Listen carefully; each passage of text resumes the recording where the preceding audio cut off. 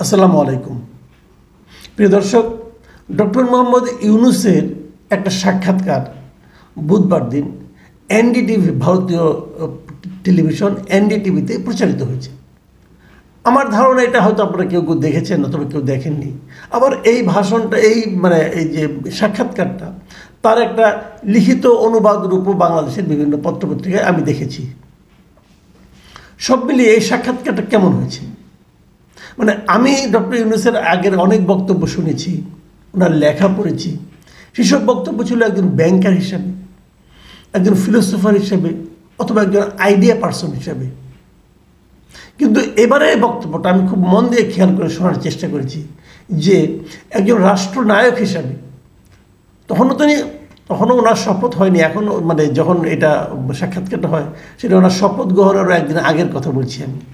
বুধবার দিন উনি ইন্টারভিউটা দিয়েছেন। কিন্তু সম্ভাব্য রাষ্ট্রনায়ক হিসেবে ওনার বক্তব্যটা কেমন হয় এটা শোনার আমার খুব আগ্রহ ছিল। এবং সত্যি কথা বলতে কি, এটা শুনে আমি একেবারে মুগ্ধ হয়ে গেছি।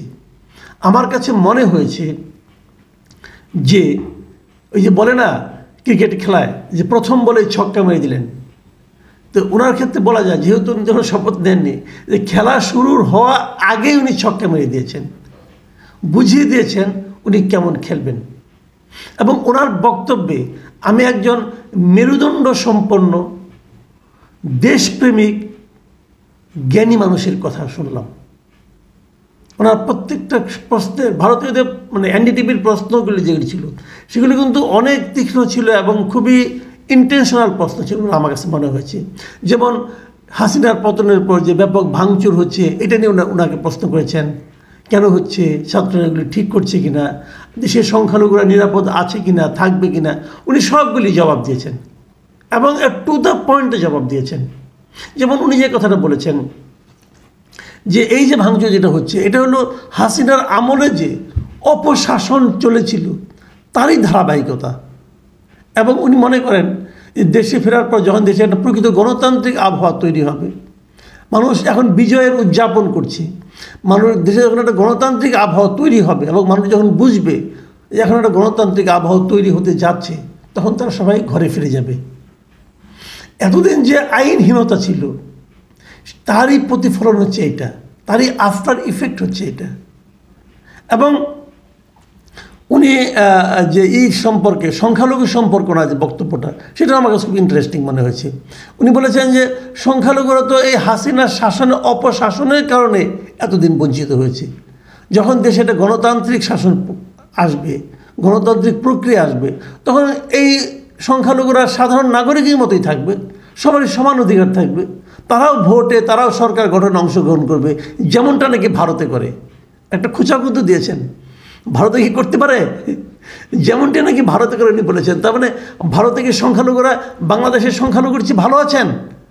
আমি তো মনে করি যে অনেক অনেক অনেক খারাপ আছেন। ওখানে মুসলমানরা তাদের মতো করে পোশাকই পরতে পারেন না অনেক সময়।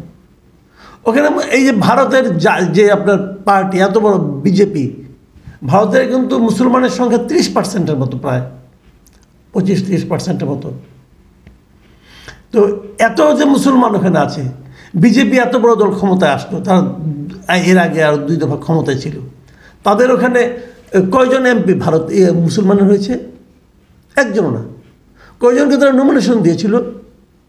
তো এই বিষয়গুলি কিন্তু ভারতের অবস্থা আরও খারাপ, ভয়ঙ্কর। সেই তুলনায় আমরা তো আমাদের সংখ্যালঘুরা, আমি তো মনে করি রীতিমতো স্বর্গে আছেন। এখানে সংখ্যালঘুরা অনেক গুরুত্ব পান। তো এই বিষয়গুলো কিন্তু উনি ক্লিয়ার করেছেন যে গণতন্ত্র যদি আসে তাহলে এটা আরও গুরুত্ব বাড়বে। তবে যে কথাটা বলে উনি একদম ছক্কা পিটিয়ে দিয়েছেন বলে আমার কাছে ধারণা, উনি স্পষ্ট বলেছেন যে নতুন সরকার যে আসবে তাদের প্রধান দায়িত্ব হবে আইন শৃঙ্খলা ফিরিয়ে আনা। এবং সেটা যদি করা না যায়, যদি বাংলাদেশ স্থিতিশীল না হয়, তাহলে আমাদের যারা প্রতিবেশী আছে, আমাদের প্রতিবেশী কারা? 3 দিকে ইন্ডিয়া, একটা কোনায় একটু অল্প একটু জায়গা মিয়ানমার, এই তো আমাদের প্রতিবেশী। তো ওনার বক্তব্য হলো যে যদি বাংলাদেশ অশান্ত হয়, অস্থিতিশীল হয়, তাহলে তার প্রভাব এই ভারত ভারতের উত্তর পূর্বাঞ্চল মানে যে 7 সিস্টার, পশ্চিমবঙ্গ এবং মিয়ানমার সব জায়গায় পড়বে। মানে এটাই হলো কি ওনার সবচেয়ে গুরুত্বপূর্ণ কথা, যে তুমি যদি আমাকে অস্থিতিশীল করার চেষ্টা করো তাহলে তোমাকেও আমরা শান্তিতে থাকতে দেব না, তুমিও শান্তিতে থাকতে পারবা না। একটা সিম্পল কথা, কিন্তু মানে আত্মসমর্পণ নয়, মেরুদণ্ড সোজা করে আত্মসম্মান নিয়ে বক্তব্য দেওয়া, যে তুমি আমার সঙ্গে যেমন আচরণ করবা আমিও তোমার সঙ্গে তেমন আচরণ করব। যেভাবে বলা হয় যে বাংলাদেশের 3 দিকেই ভারত, এটা যেমন সত্য, আবার উল্টো দিকে ভাবেন, এক বাংলাদেশের পক্ষে ভারতের 3 দিককেই কিন্তু প্রভাবিত করা সম্ভব। এক বাংলাদেশ যদি চায় তাহলে ভারতের 7 সিস্টার, পশ্চিমবঙ্গ, এই সবগুলিকে কিন্তু আমরা প্রভাবিত করতে পারি। কাজে বিষয়টা খুব গুরুত্বপূর্ণ, এবং এই গুরুত্বপূর্ণ বিষয়টা প্রফেসর মোহাম্মদ ইউনূস ভারতীয় সংবাদ মাধ্যমের মাধ্যমে ভারতকে মেসেজটা দেওয়ার চেষ্টা করেছেন এবং দিয়েছেন।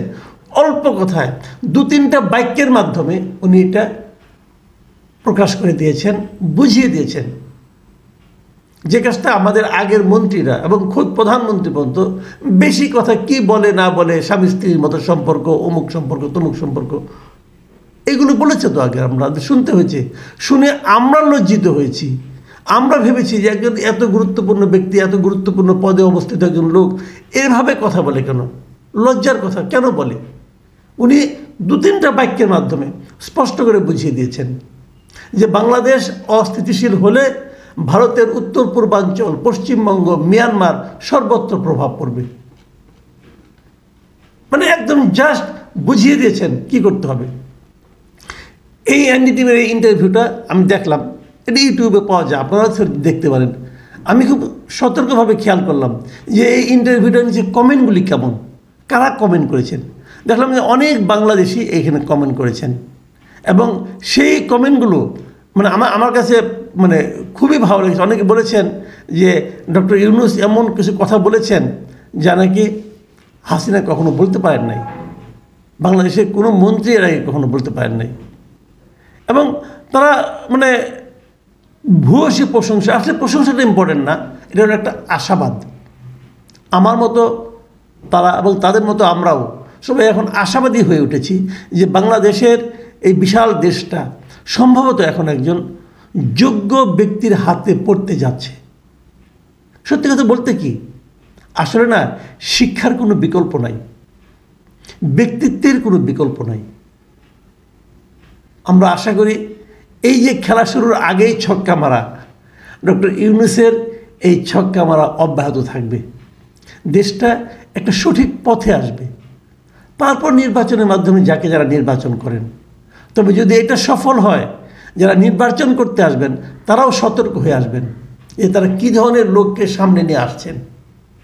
এদেশের মানুষ অনেক শিক্ষিত, এদেশের মানুষের আত্মসম্মান জ্ঞান অনেক প্রবল।